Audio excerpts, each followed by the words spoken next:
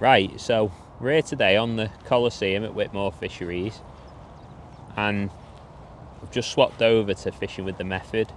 Now, lakes like this at this time of the year, as soon as the fish want to go in the shallow water, you can't beat a method feeder, particularly, especially when there's a little bit of pressure on the water and the fish want to sit across to the islands. Like, this is a typical lake where you'd expect to chuck a method. You've got like a nice little circular lake with a round island, a nice muddy bank where you can get right in the shallow water, and it's absolutely perfect way of targeting this lake. This looks like a nice little carp. Start it off. Lovely fish. These are the sort of perfect light fish for this as well, like them sort of 3-4 pounders. See if I can just lift him up. If you behave.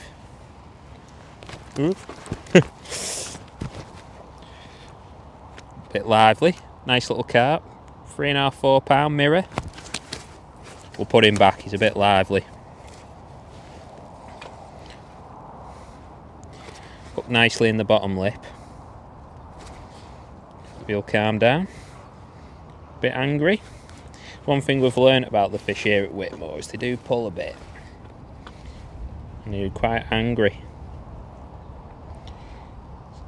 See if I can unhook him. We've got him.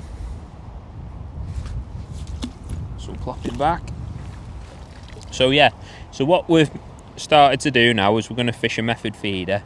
We just want to run you through how I would go to approach it at this time of the year, basically. So as soon as it starts to warm up like this, sun's out on the water, then fish start to want to go into the shallow water. They want to pop up shallow. Fishing with a method feeder is definitely the best way of approaching it. Sort of in the winter time, you're probably going to be looking at chucking a bomb and bread maybe across there, or a waggler maybe with single up bait, chucking it a little bit off the bank in a bit of deeper water. But this time of the year now, they want to eat a bit of bait. Chucking that method feeder across is going to be the best way. So what I'm going to do quickly, I'm going to put some more bait on, I'm going to smack it across, and I'm going to talk about a few little key things, what I think is really important. So I'm just going to put a 6mm pink wafter on. Now, this lake, I think it's mainly carp, I'm going to say. Obviously, I don't know the fishery because it's actually the first time I've been here. And I've spoke to a few of the regulars, and they've told me about what's in here, and they all mentioned it was, it was carp pretty much. We have actually caught a couple of F1s today, so little 6mm wafter is going to be a good choice as a hook bait, and that's what I'm going to start on. And to be honest, it tends to be the one that I normally use, unless there's lots of smaller fish like F1s, and I might literally just use maggots. Try and get my hand set right. There you go. Chuck a bit across. Sink my line. But yeah, so unless I feel like I'm literally trying to target smaller fish like F1s and stuff like that, I tend to just stick with a wafter. I feel like they're a good hook bait for carp. Safe hook bait. I like the fact that they're durable, but they're nice and light, so the fish pick it up without really noticing anything's wrong, and tend to get good hook holds on a wafter. Fish are hooked in the bottom of the mouth. So just chuck that across, and I'm gonna chuck it quite regular today. Now, when you're fishing up to islands, you're gonna try and build a swim, and you want the fish coming in and competing, coming in that shallow water. I'm not trying to just dob an odd fish like I was in the winter when I'm fishing with things like I say, bomb and bread, or even just like a little hybrid feeder, chucking it out, sitting on your hands for 10 minutes. So what I'm going to do is I'm going to chuck every sort of 2 or 3 minutes, and I think by doing that I'm going to build a peg up. There will be other fish in my peg eating the pellets as well. Everything's started to feed now, so you don't want to just be sitting there waiting, because sometimes you can end up with almost like a bare feeder in your hook bait. Oh, it's that one. There you go. Feels like it could be an F1. Well, maybe not. It just shook its head like it could have been a carp.